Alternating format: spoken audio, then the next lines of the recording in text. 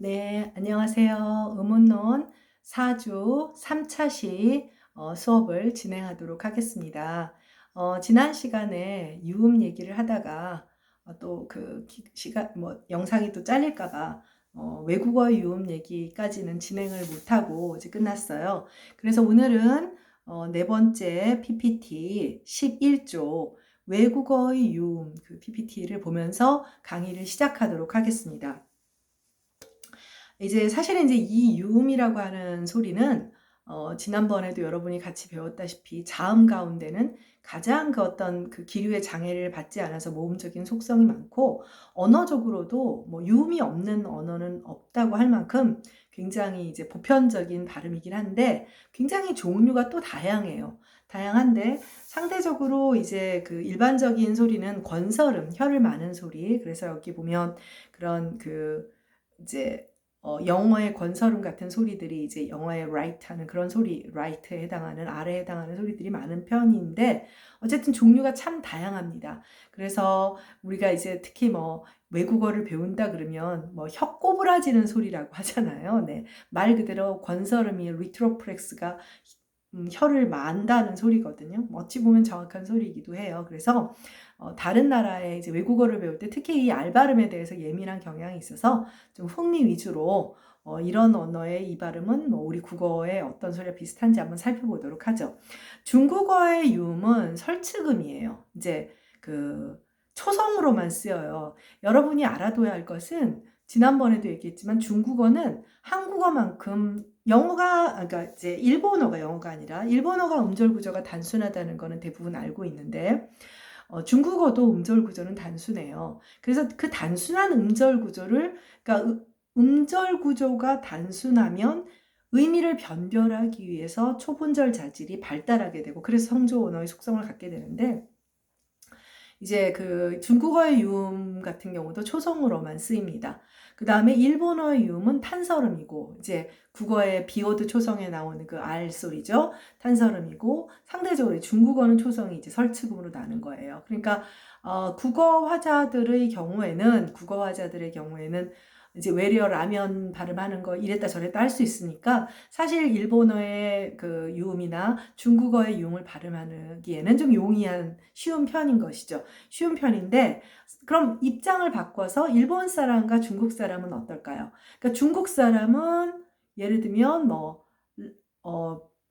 이제 그 초성에 오는 탄설음을 발음하기가 어렵고 일본 사람의 경우에는 이제 종성에 오는 뭐 설치금을 발음하기 어려워 이렇게 유음을 발음하는데 어려움이 있겠죠. 자, 영어의 R 소리는 이제 치조 접근음이라고 해서 이게 이제 권설음이라고 불리는 소리예요. 그런데 뭐 이게 뭐 다른 나라 언어니까 접근음이냐 뭐냐 approximate라고 하는 소리인데 뭐냐 그것까지 이제 이해하려면 너무 복잡하니까 다르다는 것을 이제 소개해 주려고 하는 것이고 혀끝을 치조에 접근시키되 마찰이 일어나지 않는 범위에서 이제 가깝게 발음한다는데 국어의 탄설음처럼 발음하면 이제 당연히 안 되겠죠. 그 다음에 재미있는 것은 여러분들 왜 letter 뭐 이런 거 뭐 city 뭐 이런 발음들 뭐 이제 그러면 아유 저 영어 발음하는 척 한다라고 우리가 간혹 중고등학교 때 했던 그 소리인데 이 소리가 이제 T와 D 소리들이 치조 폐쇄음들이 이제 약화가 되었을 경우에 한국어의 탄설음하고 같은 소리예요. 우리의 탄설음과 같은 소리고요. 그 다음에 이제 전동음은 이제 우리도 낼 수는 있어요. 따르릉, 뭐, 부르릉, 뭐 이런 쓸 때, 뭐 할 수 있죠. 르르르 할 수 있는 소리죠. 그런 소리예요. 네. 근데 음소로서 전동음을 제대로 발음하기는 어렵습니다. 그래서 스페인어의 모음간에서는 탄설음으로, 그 다음에 전동음은 R로, 그래서 스펠링이 달라요. 그래서, R이 하나가 오는 경우는 우리와 똑같은 이제, 카로, 이렇게 발음하면 되지만, 이제 비싼이란 뜻이 R이 두 개가 나오게 되면 까로 이렇게 발음을 해야 되는 거죠. 그래서 여러 다른 나라의 외국어의 유음들도 여러분들이 유음이 굉장히 종류가 다양하니까 그 속성을 좀 더 알면 정확하게 변별할 수 있는 힘도 생길 수 있겠죠. 네, 다음 페이지로 가도록 하겠습니다. 자, 그래서 결론적으로 한국어의 자음 31개, 음성 체계, 31이 참 그 아이스크림만 31개 있는 줄 알았더니 31번째 그 뭐죠? 그 환자 있었죠. 지금 32, 중요한 거예요. 다음 페이지 한번 잠깐 봐줄래요? 다음 페이지에 가봤더니 음소 19개. 자, 공부를 조금 복습을 한 친구들은 알 거예요. 음성 체계로서의 자음의 음성은 31개인 것이고, 그러니까 변이음도 포함을 하는 것이죠. 음소로서는 19개가 되는 거예요. 음소로서는. 음소로서는 19개, 그 다음에 음성으로서는 변이음까지 포함하면 31개. 변이음의 개수가 그만큼 많다는 것을 확인을 해야 되죠. 그래서 음성과 음소는 여러분들이 이제 당연히 구별할 수 있잖아요. 그래서 다시 그 전 페이지로. 그래서 당연히 음성은 변이음을 포함하니까 가지수가 많다는 것을 기억을 해야 되고요. 이것을 지금까지 배웠던 것을 표로 정리해 놓은 것입니다. 그래서 자음을 분류하는 기준이 조음, 위치와 조음 방식이기 때문에 조음, 위치는 양순, 치음, 치조, 경국의, 영국의 성모음, 후두음이라고 한다고도 했죠. 그 다음에 장애음과 공명음으로 나뉘고 장애음 안에는 조음방위, 폐쇄, 파찰, 마찰이 있고 그 다음에 그 폐쇄음 안에는 유성음, 불파음, 무성, 외파, 평음이 있고 그 다음에 평음이죠. 말 그대로 우리가 일반적으로. 그 다음에 경음, 유기음이 있게 됩니다. 그리고 파찰음은 유성음, 무성의 평음. 이제 여러분들 이제 외파 평음이라고 한 이유는 뭐냐면 여기에 지금 그 불파음이 있으니까 그걸 구별을 하려고 이렇게 얘기를 한 거지만 파찰음이나 마찰음은 종성에서 실현이 안 되잖아요. 그러니까 복잡할 필요가 없죠. 그래서 그 파찰음이나 마찰음은 그냥 파찰음의 경우는 유성음이니까 유성음, 평음, 경음, 유기음, 마찰음도 이제 이렇게 되고요. 그 다음 공명음에서는 비음과 유음이 있고 비음은 이음이 없는 거예요. 변이음이 없는 소리인 것이죠. 변이음이 없고 그 다음에 유음에 탄설음과 설측음이 있습니다. 그래서 지금까지 우리가 이미 앞에서 배웠던 음성기호 인터내셔널 포네틱 알파벳 IPA 기호가 지금 이제 소개되어 있는 겁니다. 지금 이제 음성 체계에서 이제 여러분들이 하나 기억을 해둬야 할 것은 뭐냐면 치음과 치조음을 한번 눈여겨 봐주세요. 양수음은 여러분들 헷갈릴 거 없어요. 헷갈릴 거 없죠. 그리고 저 끝에 성문음 헷갈릴 거 있어요? 없죠. 영국의음 헷갈릴 거 없어요. 그리고 경국의음도 파찰음, 경국의 파찰음은 헷갈릴 것이 별로 없어요. 그죠? 그런데 조음이치와 관련해서 치음과 치조음은 안 써도 돼요. 뒤에 가면 다시 이제 나오게 되거든요. 그러니까 일단 이야기를 들어두면 선생님이 아까 그랬잖아요. 선생님은 치조비음, 막 치비음이라고 안 하고 치조비음이라는 말을 많이 쓰는데 일반적으로 지금 선생님이 이제 이 책에는 가톨릭 대학에 있는 이제 선생님이 1년 선배인 배주채 선생님이라고 하는 분이 이제 제안한 책인데 음성학적으로 정확하기 때문에 일단 소개하려고 이제 제시를 한 거예요. 그래서 일단은 치음 부류는 치조 폐쇄음하고 치조 비음 그러니까 이제 그 치폐쇄음하고 아이고 죄송합니다. 흔들렸죠? 그다음에 치비음이 들어가고 마찰음하고 이제 유음의 경우에는 치조. 그러니까 정밀하게 보면 마찰음과 유음은 조금 살짝 뒤에서 소리가 난다는 거예요. 네, 그리고 경국의 음에는 파찰음 외에도 마찰음이나 비음은 변이음으로 실현이 되죠. 그래서 이제 이 표를 놓고 공부하는 방법을 하나 팁을 주면 이 표를 보고 앞선 설명들을 비교해 가면서 조음 위치와 조음 방법을 구별을 하고 그 음성 기호들을 기억을 해야 됩니다. 그래서 선생님이 예를 들면 뭐 유성의 양순 폐쇄음 이러면 그게 이게 무슨 말인지 하면 안 되고 다 떠올라야 이제 기말고사를 볼 수 있겠죠. 네. 다음 페이지로 가도록 하겠습니다.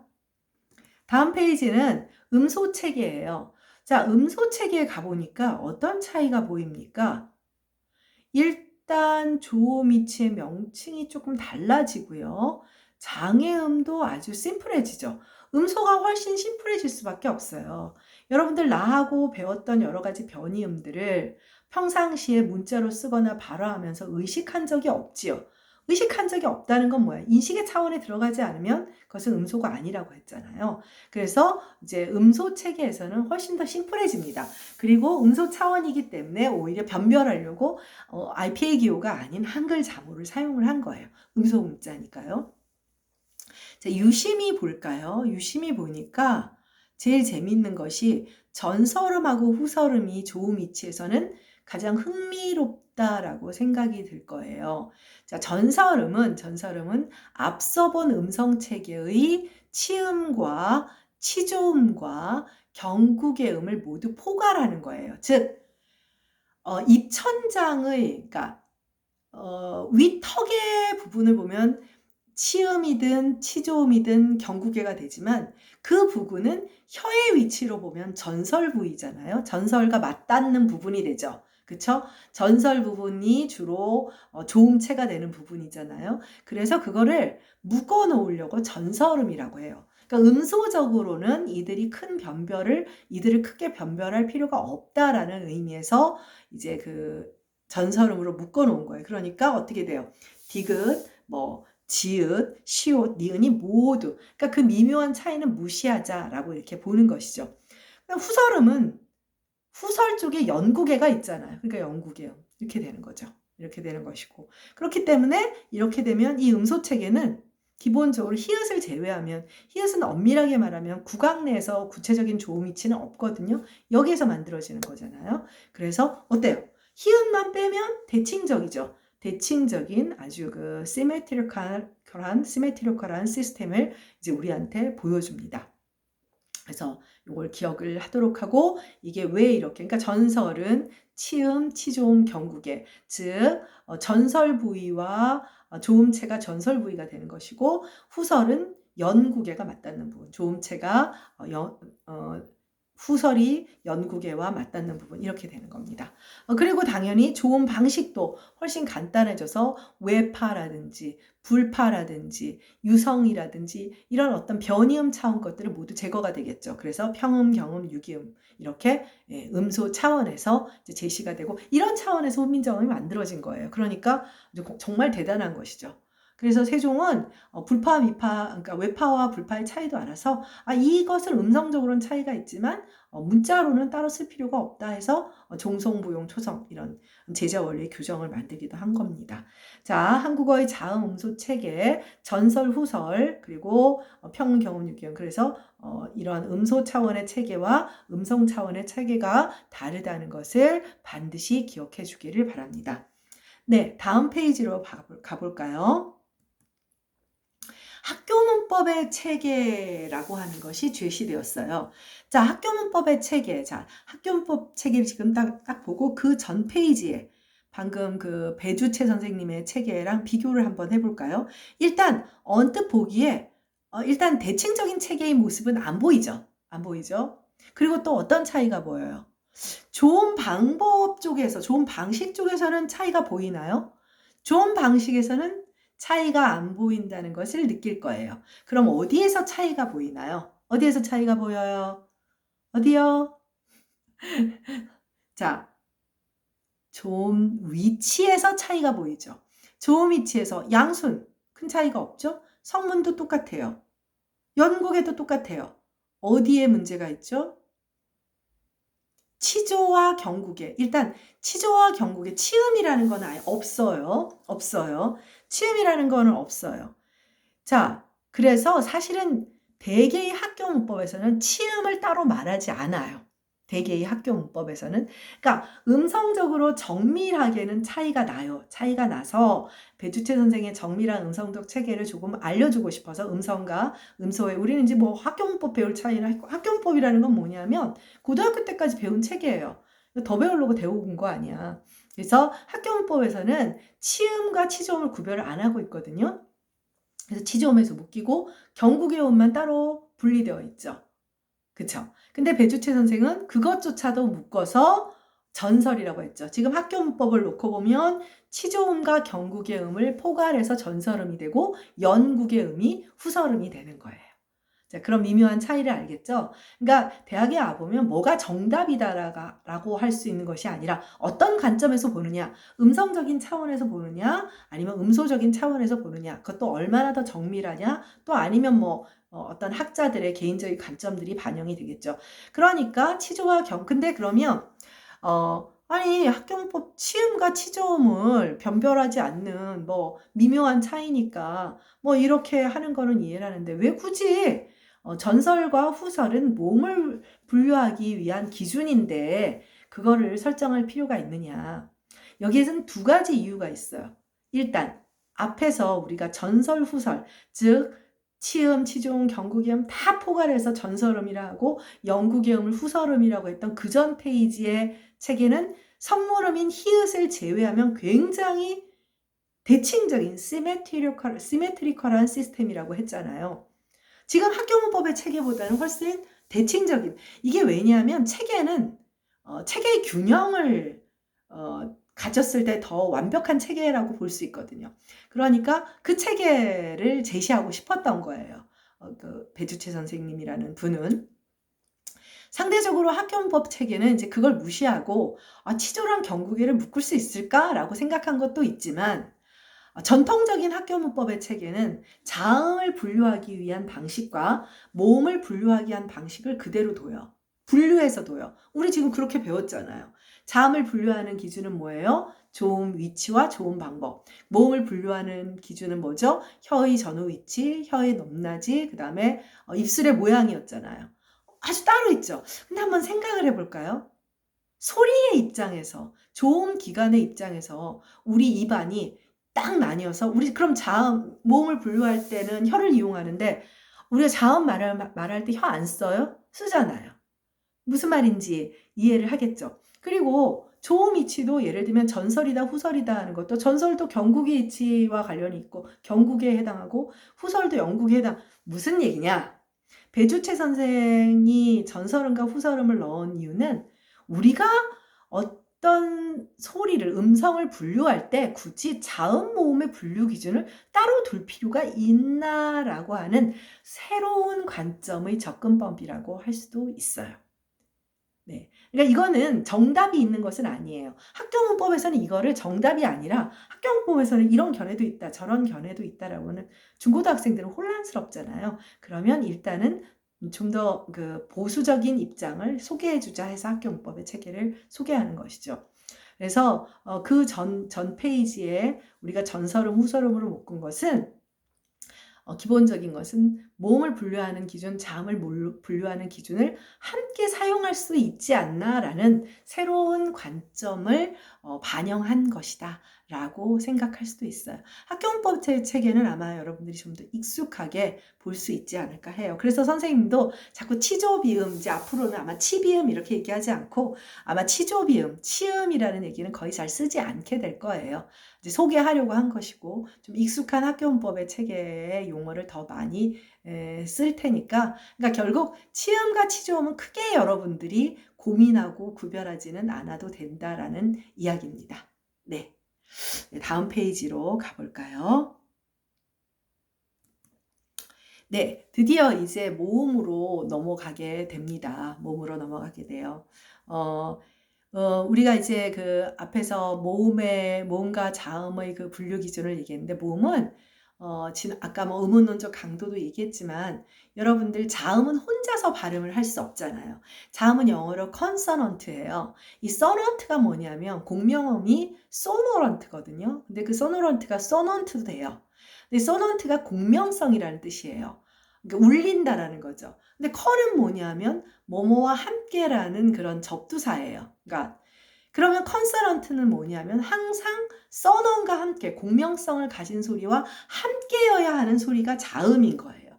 자음은 단독 발화할 수 없잖아요. 여러분 자음 단독 발화할 수 없죠. 자음은 항상 모음과 함께여야 하니까 컨서넌트예요. 하지만 모음은 단독 발화할 수 있죠. 이거는 뭐냐면 여러분들 우리 지금 음소는 스스로는 의미를 갖고 있지만 않지만 의미를 변별하는 최소단위라고 했죠. 의미를 변별하는 최소단위라고 배웠고 형태소는 의미를 가진 최소단위라고 배웠죠. 그럼 또 다른 정의를 아직 이제 안 써도 돼요. 나중에 또 배우겠지만 음절이라고 하는 걸 여러분 잘 알잖아요. 음절의 정의는 뭐냐면 최소의 발화 단위예요. 음소는 최소의 발화 단위가 아니에요. 모음 음소는 최소의 발화를 할 수 있지만 하나의 음절이 되기 때문이에요. 모음은 하나의 음절이 되죠. 그래서 음절의 핵이 되는 것이 결국 모음이에요. 음절 핵. 자, 그러니까 가 할 때는 음절 핵은 아모음이죠. 또 그다음에 뭐 김 했다 그러면 음절핵은 이 모음이 되는 거예요. 아는 음절핵 하나만 있는 소리죠. 그래서 음절의 핵, 모음이에요. 모음은 스스로 혼자서 음절이 될 수 있는 거죠. 단 하나로서. 그래서 음절은 최소의 발화단입니다. 자음은 음소이긴 하지만 최소 발화단위는 될 수 없고, 모음은 음소이며 최소 발화단위인 음절이 될 수 있는 거예요. 네. 자, 그래서 이제 이 모음이라고 하는 것에 대해서 이제 또 하나씩 살펴보도록 하겠습니다. 자음과는 달리 자음은 뭐 단순 자음이다, 이중 자음이다 이런 게 없는데, 모음은 단순 모음과 이중 모음으로 구분이 됩니다. 단순 모음은 뭐 이제 모노송이라고 하고, 이중 모음은 딥송이라고 하는데, 다른 말로 뭐 그냥 단순 모음은 뭐 심플 바울, 뭐 이중 모음은 더블 바울, 뭐 트리플 바울, 뭐 이렇게도 말은 하기는 해요. 근데 좀 더 전문적인 용어는 모노송, 뭐 딥송 뭐 이렇게 말을 합니다. 어쨌든 단순 모음과 이중 모음이 있어요. 여러분도 알기는 알지요.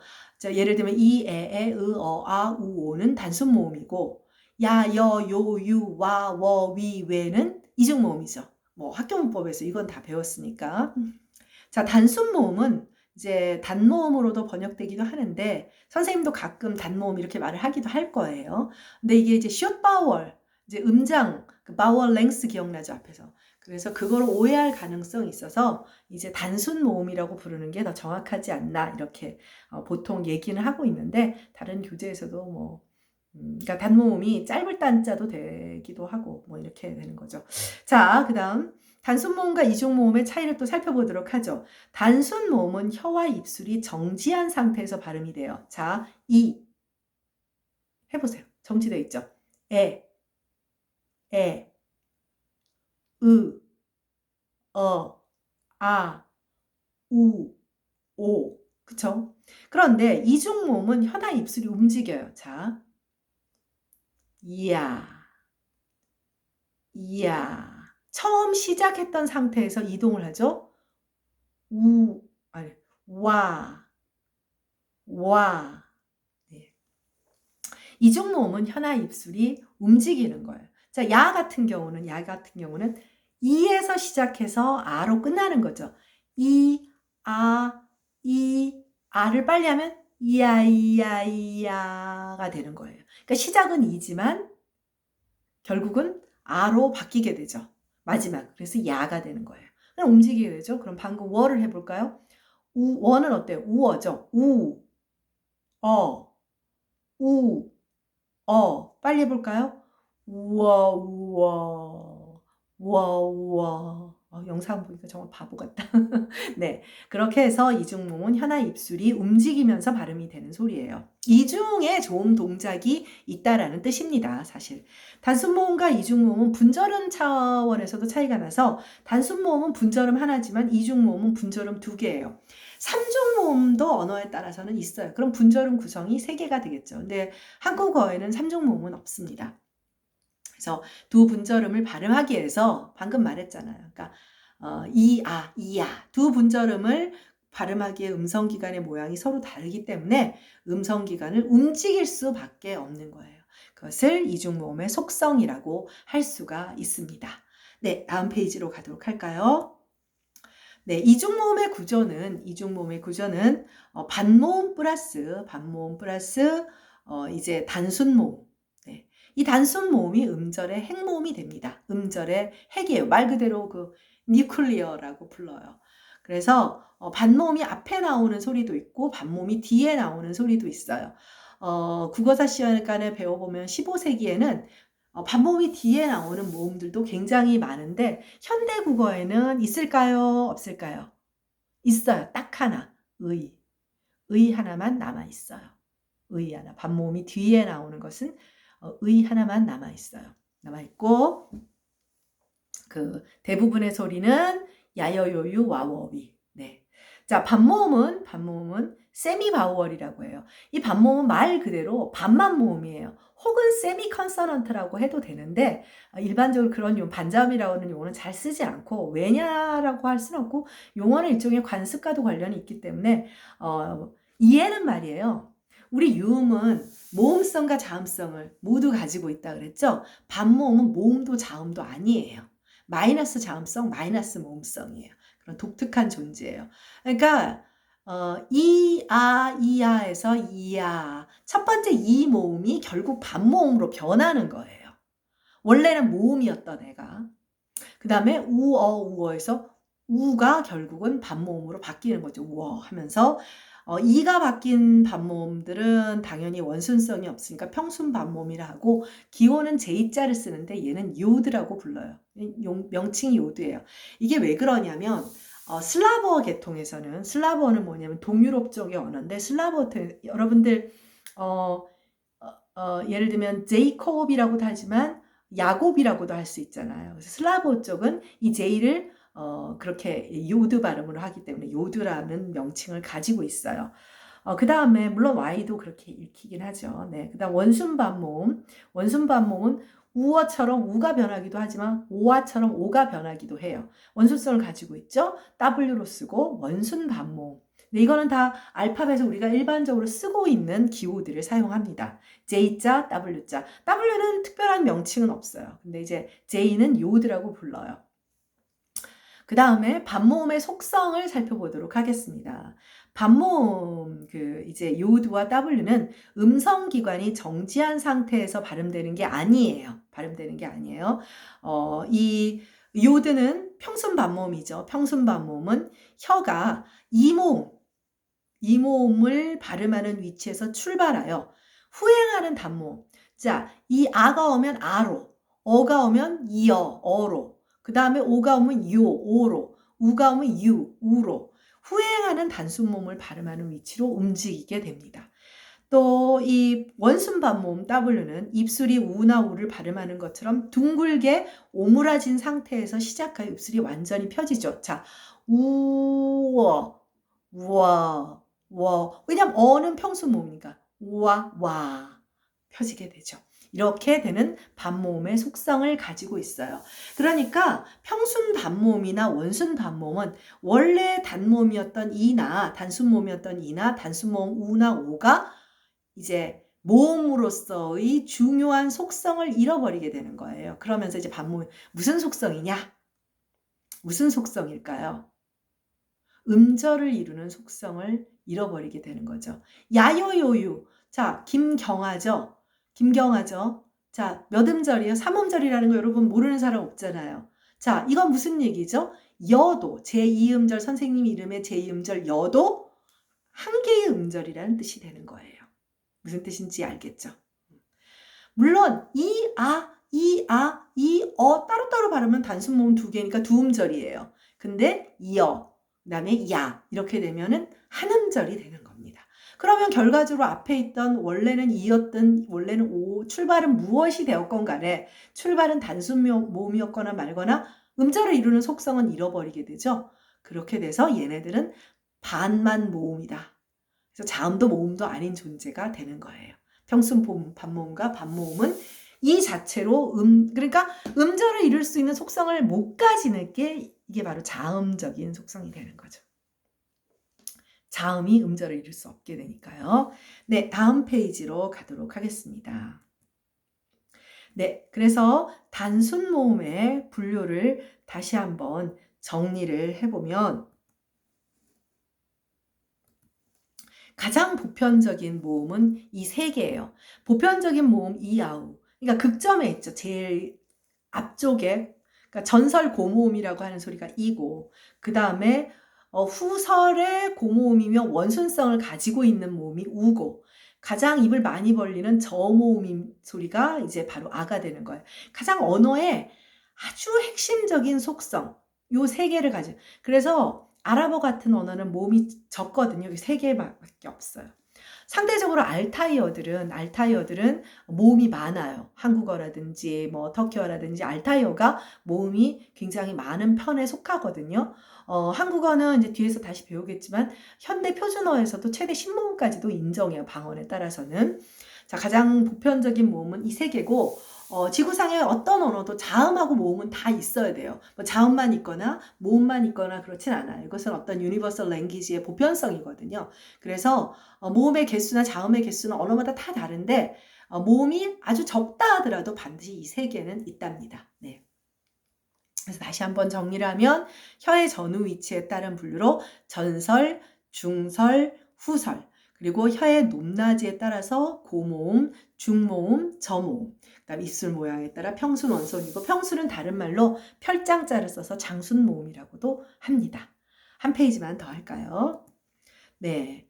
그래서 단순 모음의 수가 가장 적은 언어도 이 세 개는 가지고 있고 선생님 벌써 단모음이라고 썼잖아. 단순 모음의 수가 4개 이상일 때 이 세 모음에 다른 단순 모음들이 추가하는 체계입니다. 단순 모음이라고 앞에 거 바꿔주세요. 단순 모음의 수가 4개 이상일 때. 언어 보편적으로 가장 보편적인 모음 체계는 5모음 체계예요. 일본어도 그렇고 일본어 아에이오잖아요. 그래서 이렇게 이, 에, 아, 그러니까 이아 우에다가 원순모음 오를 더 하나 넣고 그 다음에 전설의 에를 하나 더 추가하는. 그래서 일본어나 스페인어, 라틴어 등 유럽어들도 뭐 조금 차이는 있어도 오모음 체계가 있는 언어가 많고요. 한국어는 방언에 따라 6모음 체계에서 10모음 체계까지 있어요. 표준어에서 인정하는 것은 8모음이에요. 궁금하겠지만 조금만 참아요. 곧 배우게 되니까. 그리고 이제 서남방언의 노년층 같은 경우는 10모음 체계까지 있고요. 그다음 경상도 방언 우리 문흥수 선생님은 6모음 체계만 갖고 있습니다. 네, 그래서 한국어는 상대적으로 이제 모음의 가지수가 많다는 거죠. 그다음에 혀의 높이는 다른 말로 입을 벌린 정도랑 같아요. 자, 이, 할 때 입을 훨씬 많이 벌리죠. 그러니까 개구도가 크면 클수록 입을 많이 벌린 10개자를 써서 개모음의 경우가 저모음이 되고 이처럼 입을 담은 폐모음은 다들 폐자를 써서 폐모음은 고모음이 돼요. 무슨 뜻인지 이해를 하겠죠? 한국어의 모음은 고중저 3단이면 되기 때문에 하이 미들 로 해서 고중저를 쓰는데 영어라든지 이렇게 모음의 그 높낮이가 3단 이상의 경우에는 개구도를 써요. 왜냐하면 개구도를 써야 4단, 이렇게 3단 가지고는 안 되잖아요. 고중저 가지고는 안 되니까. 네, 그래서 4개로 나누면 이제 중모음에 해당하는 것이 반패모음, 뭐 반개모음 이렇게 구별을 더 등급을 나누려고 그 모음의 등급을 더 나누려고 하면 이렇게 개구도로 쓰지만 사실은 같은 얘기입니다. 입을 벌린 정도나 혀의 높낮이나 같은 얘기이기 때문에 크게 헷갈려 할 필요는 없고 한국어에서는 이제 보통 혀의 높낮이만을 사용하니까 개구도 얘기는 뭐 향후 용어만 기억을 해두면 될 거예요. 그러니까 저모음이 개모음이고 고모음이 폐모음이다 라는 것을 기억을 해두면 될 것 같습니다. 네.